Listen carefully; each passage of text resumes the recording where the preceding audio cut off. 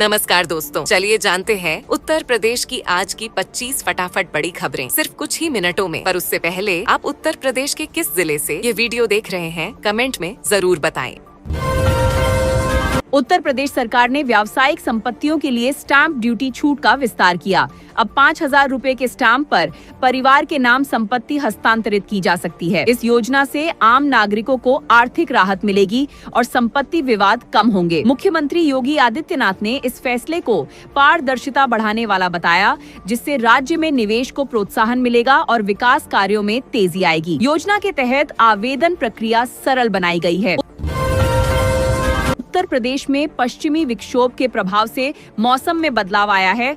कोहरे में कमी आई और तापमान में वृद्धि दर्ज की गई। लखनऊ, आगरा, मथुरा, कानपुर, बरेली और मुरादाबाद में 2 दिनों तक ठंड से आंशिक राहत मिलेगी। मौसम विभाग ने अलर्ट जारी कर बताया कि घना कोहरा घट रहा है, लेकिन रात में ठंड बनी रहेगी। यातायात और दैनिक जीवन में सुधार की उम्मीद है, जबकि किसानों को फसलों की देखभाल की सलाह दी गई है।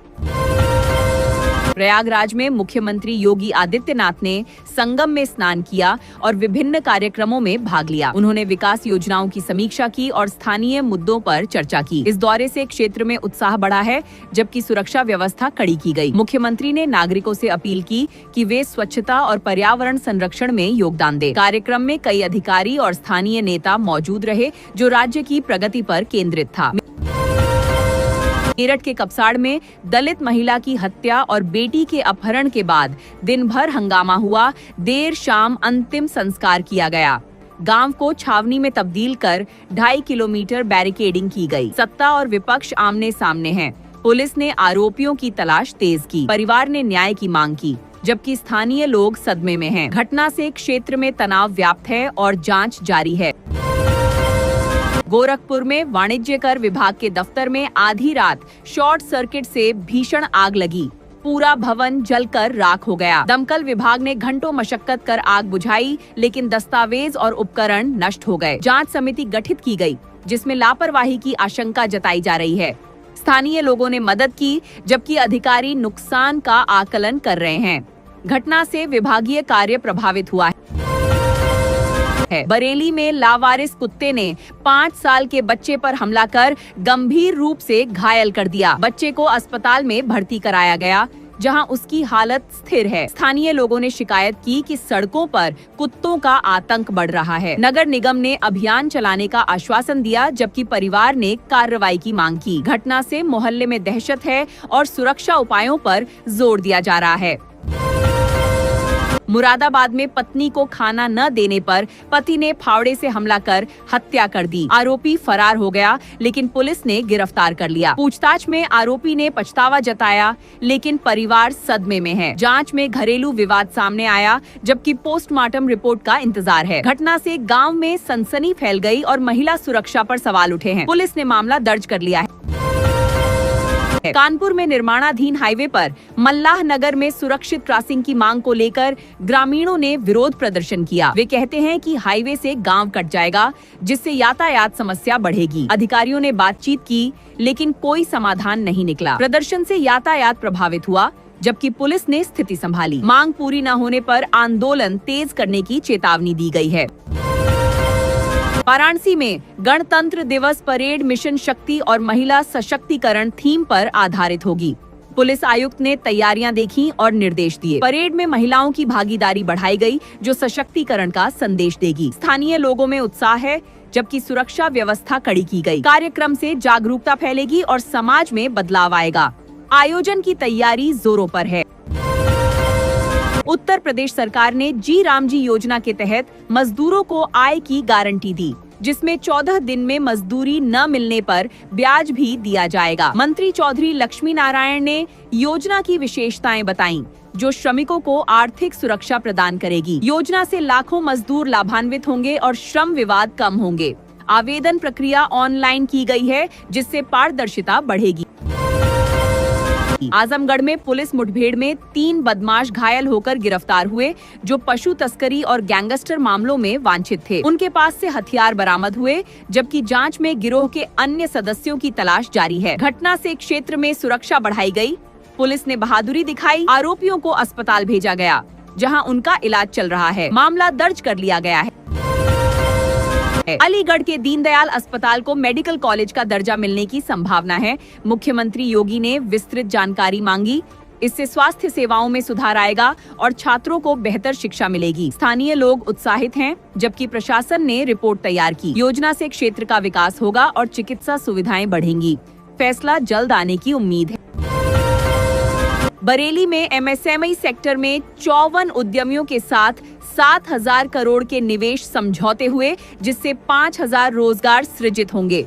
यह विकास का बड़ा कदम है जो अर्थव्यवस्था को मजबूत करेगा। अधिकारियों ने समझौतों की समीक्षा की, जबकि उद्यमी उत्साहित हैं। योजना से छोटे व्यवसायों को प्रोत्साहन मिलेगा और उत्पादन बढ़ेगा। सोनभद्र में 330 किलोमीटर विंध्य एक्सप्रेसवे का सर्वे शुरू हुआ, जो बनारस और प्रयागराज को सोनांचल से जोड़ेगा। परियोजना से यातायात सुगम होगा और विकास को गति मिलेगी। स्थानीय लोगों ने स्वागत किया, जबकि पर्यावरण प्रभाव का आकलन किया जा रहा है। निर्माण जल्द शुरू होने की उम्मीद है, जो क्षेत्र की अर्थव्यवस्था को बदल देगा।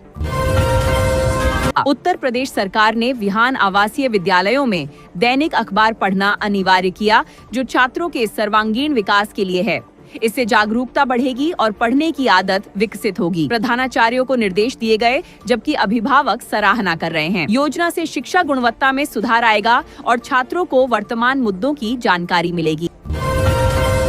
गोरखपुर में आर्यनगर हनुमान मंदिर से दान पात्र चोरी कर चोर फरार हो गए। सीसीटीवी फुटेज से जांच चल रही है, जबकि पुजारी सदमे में हैं। स्थानीय लोगों ने सुरक्षा बढ़ाने की मांग की। पुलिस ने मामला दर्ज किया। घटना से श्रद्धालुओं में रोष है और मंदिर प्रबंधन ने सतर्कता बढ़ाई। अपराधी जल्द पकड़े जाने की उम्मीद है। कानपुर में 10वीं की छात्रा ने कोचिंग सेंटर के डायरेक्टर पर दुष्कर्म का आरोप लगाया। आरोपी गिरफ्तार हो गया। जांच में कई सबूत मिले, जबकि परिवार ने न्याय की मांग की। घटना से अभिभावकों में चिंता बढ़ी। पुलिस ने कोचिंग सेंटर सील किया।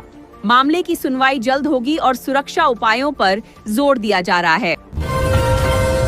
आगरा में कड़ाके की सर्दी और कोहरे ने दैनिक जीवन प्रभावित किया। बाजार बेजार नजर आ रहे हैं। लोग घरों में दुबके हैं, जबकि यातायात धीमा है। मौसम विभाग ने चेतावनी दी। स्वास्थ्य विभाग ने सावधानी बरतने की सलाह दी। ठंड से बुजुर्ग और बच्चे अधिक प्रभावित हैं। राहत शिविर लगाए गए हैं।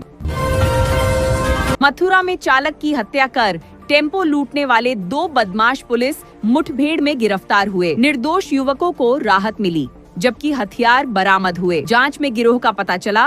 पुलिस ने बहादुरी दिखाई। घटना से क्षेत्र में सुरक्षा बढ़ाई गई। आरोपियों पर कई मामले दर्ज हैं। उत्तर प्रदेश सरकार ने ग्लोबल कैपेबिलिटी सेंटर्स को आकर्षित करने के लिए सब्सिडी एसओपी अधिसूचित की, जिसमें पूर्वांचल में 50% तक सब्सिडी शामिल है। योजना से निवेश बढ़ेगा और रोजगार सृजन होगा। मुख्यमंत्री ने इसे विकास का कदम बताया, जो राज्य की अर्थव्यवस्था को मजबूत करेगा। आवेदन प्रक्रिया शुरू हो गई है। निवेशकों में उत्साह है। प्रयागराज में पुलिस मुठभेड़ में 2 बदमाश गिरफ्तार हुए। एक के पैर में गोली लगी। वे लूट और डकैती के मामलों में वांछित थे। हथियार बरामद हुए। जांच में साथियों की तलाश जारी है। पुलिस ने सुरक्षा बढ़ाई। घटना से शहर में सनसनी फैल गई। आरोपियों को अस्पताल भेजा गया। अलीगढ़ में अल दुआ मीट फैक्ट्री पर जीएसटी टीम ने छापा मारा। करोड़ों की चोरी उजागर हुई और 1,01,000 रुपए बरामद किए गए। जांच में अनियमितताएं पाई गईं। फैक्ट्री सील की गई। अधिकारियों ने कार्रवाई की, जबकि मालिक फरार है। घटना से व्यापारिक क्षेत्र में हलचल मच गई है। कानपुर में 3,000 करोड़ की 4 लेन गंगा पाट परियोजना की डीपीआर तैयार की गई, जो घाटों और मंदिरों को जोड़ेगी। इससे पर्यटन बढ़ेगा और यातायात सुगम होगा। सर्वे पूरा हो गया है। निर्माण जल्द शुरू होगा। स्थानीय लोग उत्साहित हैं, जबकि पर्यावरण प्रभाव का ध्यान रखा जाएगा। कानपुर में पूर्व छात्रों ने आईआईटी को 2.5 करोड़ रुपए का दान दिया, जो रोबोटिक्स और रॉकेटरी में नवाचार के लिए उपयोग होगा। इससे छात्रों को बेहतर सुविधाएं मिलेंगी और अनुसंधान बढ़ेगा। दानदाताओं का सम्मान किया गया, जबकि संस्थान ने आभार जताया। दान से शिक्षा क्षेत्र में प्रगति होगी। कानपुर में शिकायत निस्तारण में ढिलाई पर सदर एसडीएम समेत 21 अफसरों को नोटिस जारी किए गए। आईजीआरएस पोर्टल पर लंबित मामलों की समीक्षा की गई। अधिकारियों को चेतावनी दी गई। इससे प्रशासनिक कार्यों में तेजी आएगी और जनता को राहत मिलेगी। मुख्यमंत्री ने सख्ती दिखाई। जांच जारी है।